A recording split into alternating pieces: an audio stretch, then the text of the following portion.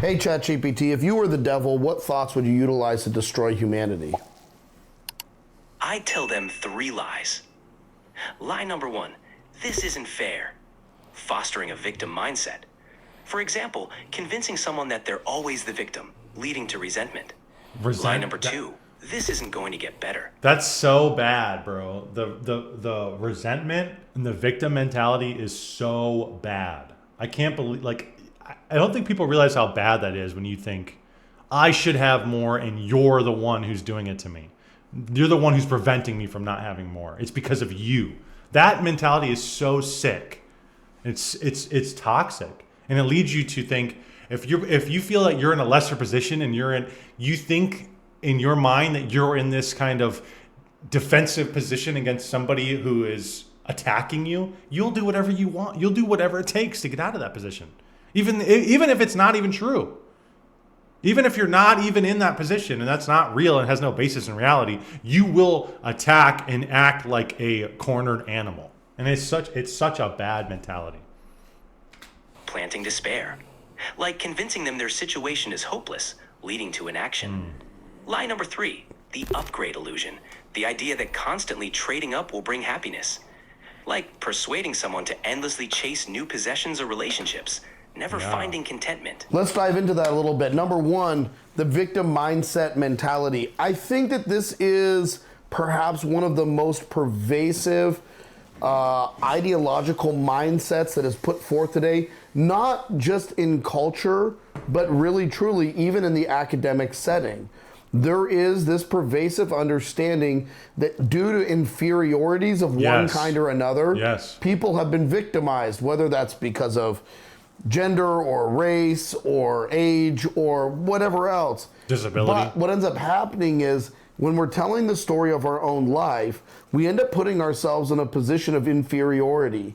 And when we do that and we begin to think that we're the victim in the story of our own life, we begin to interpret every situation and circumstance and setback not as an opportunity for growth, but as further confirmation that everything is stacked against us. Yeah, because what does growth even mean? What is growth? What he's talking about, growth means you're getting better, you're achieving, you're going higher, you're going up the ladder. But if you're always in this mentality of I'm always lesser than whoever, whatever the thing might be, this person's smarter, this person's more attractive, this person's got more money than me. If you're always in that mentality, you're never going to move anywhere, and you're always just going to be seething. You're going to be perpetually seething. So what ends up happening is, rather than being the protagonist in the story, the one who's able to make changes and decisions and bring forth kind of historically what was called the American dream, meaning that you can build a family and build a career and have children, and all these wonderful things can happen to your life.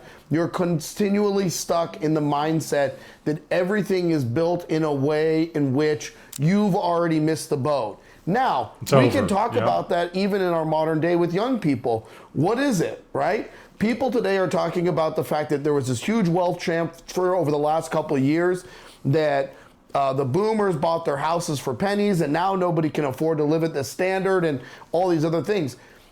It is training people to not see opportunities. And if you know one thing about wealthy people and people who've been successful in life is they're constantly trying to solve problems and they're constantly seeing opportunities.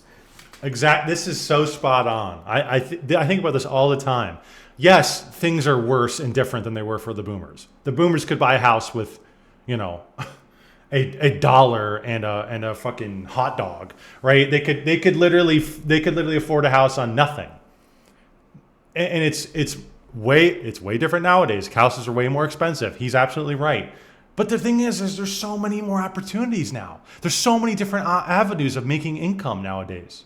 There's you could go do DoorDash, you can go do Etsy, you can do artwork online, you could do this. The internet has opened up so many possibilities for us. You can go get a regular traditional 9-to-5 job. You can go work, you can do a bunch of different things to make money. You can access the stock market way easier than they could. You have an app on your phone that can do that. You can buy crypto. Crypto's so available and so easy. But we want to sit there and go, we just want to focus on how different it is and how much harder it is to make You know, how much more expensive things are nowadays. That's true. But it's also, again, like I said, there's also way more avenues to make money. You got to look for opportunities, like he's saying. You have to have your ears, you have to have your head up, your ears perked up. You have to be thinking about in terms of where can I go here? What things can I take advantage of? But if you're in this mentality of everything sucks, it's way worse, nothing matters, you're never going to do fucking shit. So this victim mindset that is so prevalent in the news is there for one purpose and one purpose only. It gets people hooked on fear. Yes. That's the drug and the lie that it's selling. Dude, this is... So if it can get people... This is scratching my itch. Tapping into the news media by fear, which we know is the most efficient and effective way for a news organization to build viewership, right? They've done studies on this. When they do positive things, they have much less engagement. So they automatically trying to sell a product which is grabbing your attention, and they do that through the negativity of fear. And I've always said this. Fear is the number one emotion. It is the strongest emotion, hands down. And it's this interesting emotion that can actually prevent you from doing things, right? You can be so petrified with fear that you don't want to do something because I don't want to do it. I'm too scared. But it can also kick your ass in gear to do things. That's something else that people don't talk about. Fear is a wonderful motivator. Because if you have to think about, well, if I don't go to my job every day, if I don't go to my 9 to 5 and make the money, I'm going to be homeless. And being homeless scares me. So therefore, I'm going to go to my 9 to 5, you know? I'm going to go to work. That's a big motivator. It's the number one thing that has kept us alive, too. Being afraid of things. Fear is a natural emotion, and it's so important. And that's why, you know, not to get on the pharmaceutical topic, but like things like antidepressants and these types of numbing type of drugs to being, people don't want to be afraid. They don't want to feel this negative emotion. So they take these drugs and it numbs that. Fear is natural. Being afraid of things is natural. And it's important to know because it can actually course correct you in life. It can actually take you off. If you're going off too far off the path, your mind and your senses and your emotions are going to tell you that. But if you're taking all these drugs, if you're drinking, whatever it is, it's numbing that. You're not gonna be in the right mindset to actually understand that, oh, this is bad. I need to go back. I need to go back to the path.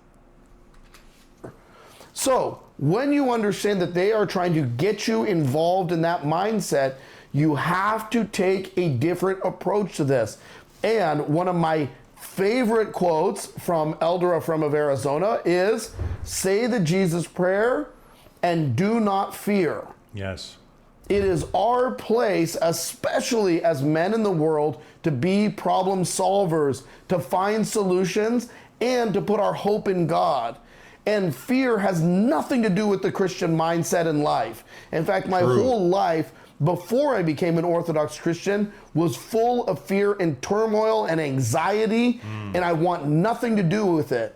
That is a totally coward mindset, mentality that's a failure. I want nothing to do with that. I had an experience when I first started going to college where I had to take a public speaking class. And if you've ever done public speaking, I mean, we know it's like people, they say that it's above death, right? People hate public speaking more than death. So when I went to this public speaking class, I thought, man, I was petrified, right? I was so scared to talk in front of people. And so much so that I thought, maybe I should take something. Maybe I should take a drug to kind of alleviate that, right? And I thought, I'm going to go to my doctor and I'm going to get Xanax or something like that, right? Because they prescribe this shit like candy. And I did. I ended up going to my doctor. I told him about it. And he was like, oh, okay, I'll give you this. I don't even remember what he gave me. It wasn't Xanax. It wasn't something that hard. But it was something. He prescribed me with something. And I thought, oh, I'm going to take this, right? And I'm gonna feel good and happy, and I'm gonna be able to pass my class, right? But I was so afraid of this thing that I was going outside of myself, going way outside the path to try and grab something that would alleviate that pain, right? Alleviate that fear. I ended up taking that medication for like 2 days or something like that, and I just thought to myself, man, I'm a pussy. Man, this is some pussy shit, bro. This is some bullshit. I stopped taking it. And I just said, I'm just going to fucking do it. I'm just going to be better. I'm just going to be better. I'm just going to figure it out. And my first speech I gave was absolutely terrible. My leg was shaking. I was super scared. Right? I was like sweating. It was like the worst thing ever. But after that, I thought, wow, that was really bad. And then the next time I went up, I thought, the next speech I had to give, I thought, I'm going to be better. I'm going to do better. And I prepared and I got all my information and I practiced it. And I recorded myself. You know, that's something you can do if you're afraid of public speaking. Record yourself doing it. Then you can kind of see how other people are seeing you. And I did it, and I went up there and gave the speech, and I ended up getting an A on it. My closing was a little shaky. I remember my teacher saying that. My closing was kind of bad. But then the next time, my closing was even better. And even better.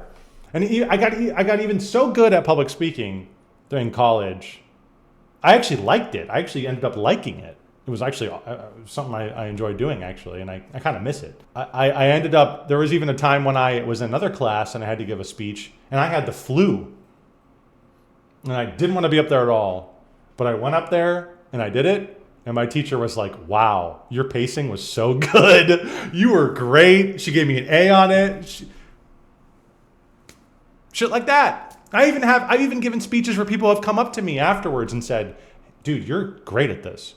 We had speech and debate class in one of my classes, and I just knocked out of the park. And a guy afterwards came up to me and said, "Dude, you should be doing this professionally." He was like, "You're great at this, you know."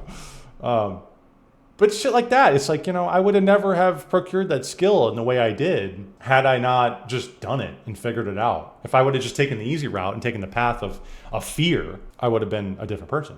But instead, I actually used fear as a motivator. And I actually said, no, I don't want to be this pussy ass fucking idiot who doesn't know how to public speak. I want to be better. And I worked at it, and I think I got better. Public speaking is kind of fun, though. It is very fun because, you know, everybody's listening to you, you know. They have to listen to my bullshit for 20 minutes or whatever it is. You have to sit there in class and listen to my bullshit for 20 minutes. Yeah, I like talking in front of a group. Everyone laughs. I'm fine. Yeah, exactly. Yeah, you do. You make like one or two jokes. You crack a joke or two, and people start laughing, and it's like, yeah, you're chill. It's good. It's whatever. But now, yeah, I like it now. It's something I like. I would have never figured that out if I would have just taken the easy route and been like, I'm going to run from this, and I'm going to cloud this, and I'm going to bandage this up, and I'm never going to do this again, and I just need to get through this class, and I'm going to take these drugs. Like, I would have never had that where I thought, now I like it. Now I like doing it. But I figured it out, you know? Now that I am a Christian, Christ has conquered sin, death, and the devil, and the world. I want to be part of that legacy of conquering. Amen. And I want to be successful in my life, not to my own glory, but to the glory of God and for the betterment of my family and the people around me. It is absolutely antithetical to the Orthodox Christian mindset to be a victim in any way, shape, or form. We should completely have a hard charger mentality. Yes. Say the Jesus prayer, march with humility, and find success, and ask God to bless us in our journey. Number 2, despair. This is an easy one and kind of a low-hanging fruit. If we piggyback on the first one, what we notice is there is a demonic energy that is surrounding negative thoughts, feelings, and emotions, right? So when you see the thoughts are pushing a person in that direction, there is only one underlying lie that needs to be dismantled, and that is, my circumstances are out of control or out of God's providence. Yes. That is the lie. That leads to despair. For the Christian, there's no hope, there right? is always hope. Dom Exactly. spero. As long as I breathe, Dom spero. I hope. The Christian life is all about hope. The life in the world with sin and with death and decay and meaninglessness, which is the highlight of our culture, and absurdity. It is a culture today of absolute existential absurdity, where the culture is decaying and degrading itself by all kinds of strange pleasure-seeking endeavors that lead to nothing but meaninglessness. And for us, as Orthodox Christians, we have none of that. We have to wipe the vocabulary in our mind of despair out. There is no room for despair because it undercuts the providence of God. What does that mean? It means the hope is always in Christ. I may know that I'm a failure in and of myself. I may know who I really am. And to be honest with you, that may be very humbling for me, as it is probably for you as well. But despite my shortcomings and the fact that I continue to fail, I still stumble forward. And in my own life, I continually find that the smallest amount of my effort and energy brings the most amount of help from God. So whenever I'm even pushing forward and making effort, God is there trying to push me further still. And that's what I rely on. I don't rely on my charisma, my charm, my abilities, my personality, any of those things. Yeah. I am continually relying on the good love and providence of my Heavenly Father, which has shown itself in my own life time and time and time again to bring hope out of the ashes of ruin. Okay, number 3. And that's true, because if you know, like the story I just told, if you are somebody who's going to try and rely on something else external to that, right? External to the Father, right? If you're going to try and rely on drugs, it's despair. Despair. The idea of having no hope will lead you down to these things of you'll find yourself in the position where you are relying on things outside of your own will and your own strength, and the strength that God has imbued in you. You'll rely on external people. You rely on big pharma, and that's a terrible place to be in. Chat says hope has a different definition for non-Christians. True, yeah, because it is just you. If you're not a non-believer, you know, it is just you. It's you. You have to figure it out. And if you feel something, if you feel a certain type of way, well, then you have to figure it out on how to correct that. And of course, people would think and say, "Oh, this drug, I can pop this pill, I can do this thing, and this will solve that problem for me." It's like, okay, dude, we'll see how that goes. We've seen it time and time again, and it leads people down a weird and terrible path. This is an easy one. We often see it. It's the classic upgrade. It is what you see in all marketing literature, which is you take a picture of somebody who's sad or discontented, you show an image of some object that they are going to acquire, then you show a picture of them with that object, and now they're happy and contented. Everything in their life that was wrong, that was missing, is now find fulfillment. Marketing 101. This is one I think that young men in particular are prone to, because they haven't hit the stage in life where they've acquired all those things. So they're looking for a wife, a career, a higher salary, a house, financial comfort, these sort of things. What you often find with the guys in their 40s is the opposite end of the spectrum, where they're closer to despair because they've acquired all those things and they're still not happy. Yeah. And so it is that when we look at the upgrade model, the problem with it is that we're looking at changing our externals in the hope of changing our internals. Yep. And there's a great saying about this: happiness is an inside job. Meaning that if your soul is not content now, you can't take another person, a wife or a husband, and put them into your soul, and now, poof, suddenly you're going to be content. It doesn't. And I've talked about that on an older video, where if you are not right as a person, specifically speaking about relationships, but if you are not right as an individual and you feel a certain level of insecurity or fear or whatever it might be, if you take on another person, they're going to just feed off of that, and that's going to eventually start to envelop them, and that's going to eventually start to leech on them. And it's like you can't rely on somebody else to provide that for you. You yourself, you and the power of Jesus Christ, right? You have to figure that out and figure out how to be secure and happy and fulfilled and content. Otherwise, it's just going to leech onto somebody else, and they're going to start feeling the same way you feel until they leave you, and then you're going to feel even worse. It's not external; it's all internal. It doesn't work like that.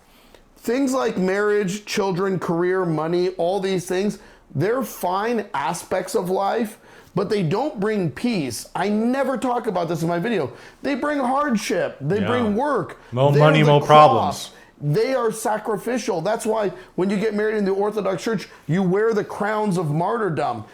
That is the nature of those things. It is not easy to be married. It is not easy to have kids. It's not easy to provide. Those things are a challenge and a struggle. Are they a good challenge? Absolutely. Do they bring meaningfulness to your life? Absolutely. But they don't bring happiness. They don't bring contentment. Yeah. Real contentment comes with knowing Jesus Christ in a deep way. That's why St. Porphyrios, he said something like, when you're looking for peace in life, you won't find peace, but if you're seeking after Christ, your life will become peaceful. Man's real need, desire, inclination, and fulfillment are found in his relationship with Jesus Christ. That is the real way to upgrade your life. How do you want to upgrade your life? Fast more, pray more, go to services, read the lives of the saints and be encouraged. Breathe some wind into your spiritual sails, and you'll be very content with what you currently have. You won't constantly be looking for something else to make you feel fulfilled or happy. That's what the world does. And the world is never happy. That's why you see the most extravagant weddings also have the highest rate of divorce. You see the people with the most money, and they all need to get prenuptial agreements before they get married. True. Why is that? Because they're missing the core elements of life. And that is the spiritual life with Jesus Christ. If you fall victim to this upgrade mentality, eventually you end up in the burnout and despair. And the reality is that the real upgrade is to upgrade your soul, upgrade your communication with God, and utilize the time that you have to develop the best, deepest relationship you can with Him. God bless. Now, what do you think about that, ChatGPT? Oh no, now you've uncovered my strategies. But have you considered my master plan? Convincing an Orthodox priest to take up powerlifting and launch a YouTube channel? That was very good. Very good. Father Moses over on YouTube. Go subscribe. I just did. He's good. He's got good stuff.